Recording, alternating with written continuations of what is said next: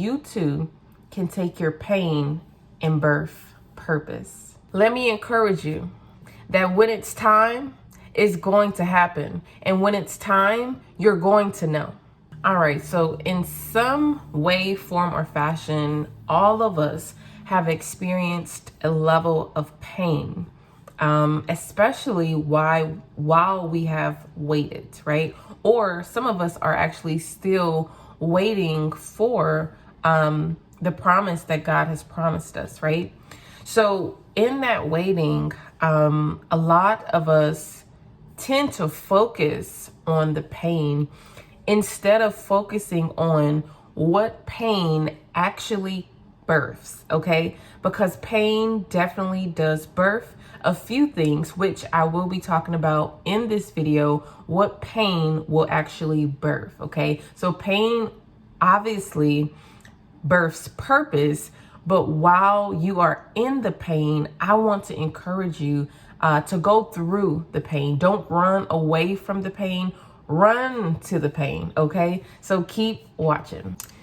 Some of us, when we hear the word pain, we often think about labor pains. Now, men, you have not gave birth to a physical baby, but you too can birth what's called purpose. Some of you have given physical birth.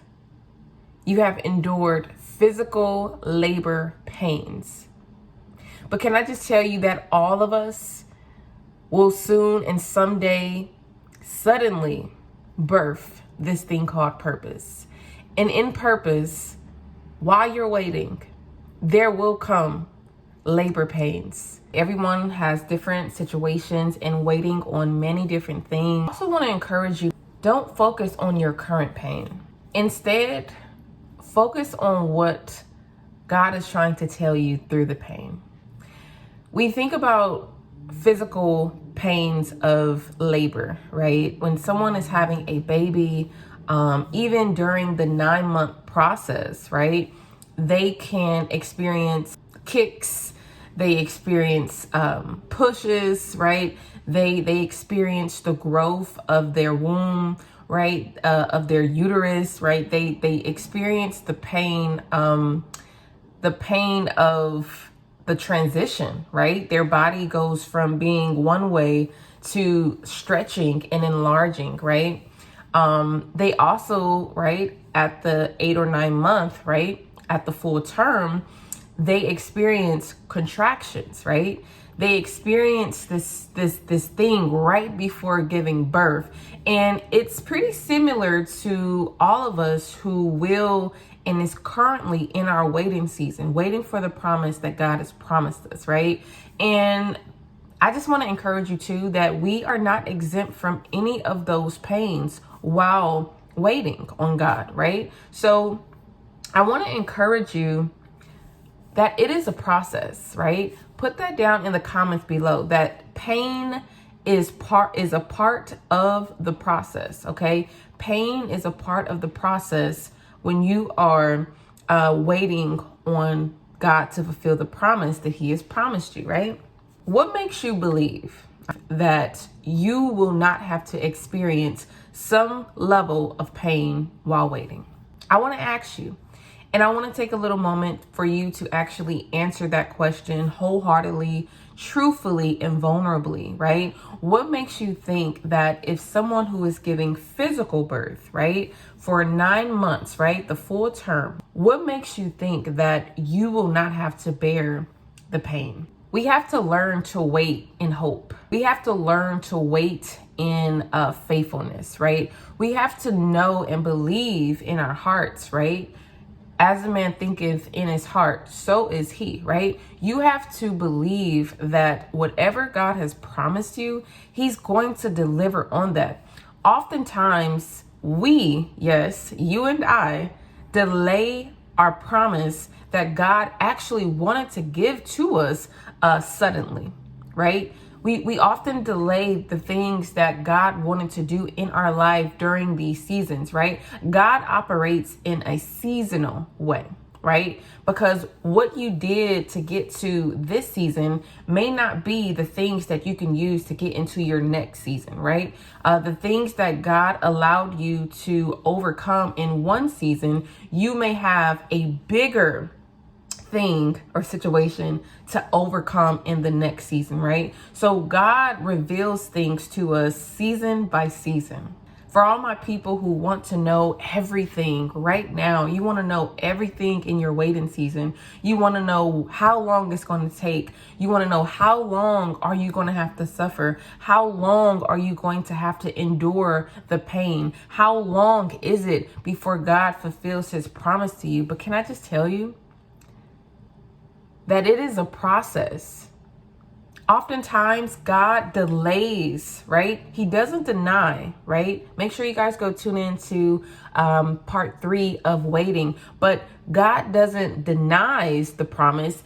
He often delays the promise. Let me share with you some ways and some reasons why he may delay the promise that he has promised you. We are not yet spiritually or emotionally mature to handle that very thing just yet. We operate off such, especially today, we operate such off an impulse to where we see something and we just want it, right? We see something and we just want it, just like a kid at the candy store, right? We see these things and we just want it so bad. But what if that's not the will of God for your life? What if that's not what God actually sees for you? What if it's that God actually sees more than you actually see for yourself in the waiting season of your life, right? What if it's more that God is wanting to reveal and give you, but because you're operating off an emotional impulse, right? Another reason why he can be delaying the promise is because he wants to build character in you, okay? So I'm going to go ahead and just jump right into it, but most people think pain is a bad thing, right? I talk about also in my last video that being afflicted is actually good, right?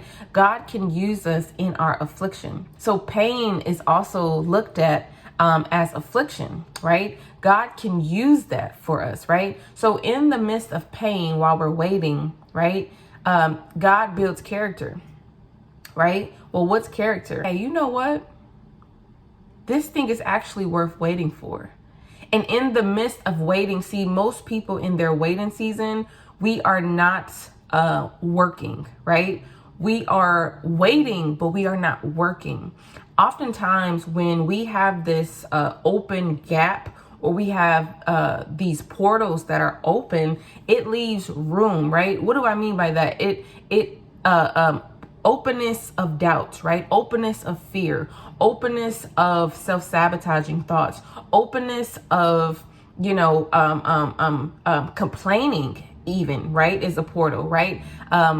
Openness of, just not believing, right? So the opposite of those things, right, is to just have faith and believe, right? To have spiritual strength, right? To have spiritual stamina, to be patient, right? To exercise patience. But because most people have this opening, it leaves room for the enemy to come in, right? And to start to sow bad seeds of fear, bad seeds of worry, bad seeds of anxiety, bad seeds of this is never going to happen for me, right? We start to now believe the things that the enemy has planted, but the only way the enemy can plant things is if you give him an open invitation. Guys, we have to be careful what we are inviting in our waiting season.